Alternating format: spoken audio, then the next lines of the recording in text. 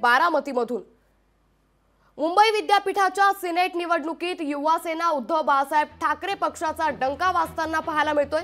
युवा सेनेच्या वर्चस्वानं शिवसैनिकांनी जोरदार जल्लोष साजरा केलाय। शिवसैनिकांनी फटाके फोडत यावेळी आनंद साजरा केल्याचं पाहायला मिळालंय। त्यामुळे मुंबई विद्यापीठाच्या सिनेट निवडणुकीत युवा सेनेनं यावेळी डंका गाजवला आणि त्याच पार्श्वभूमीवर युवा सेनेच्या वर्चस्वानं शिवसैनिकांनी जोरदार जल्लोष साजरा केल्याचं पाहायला मिळालंय।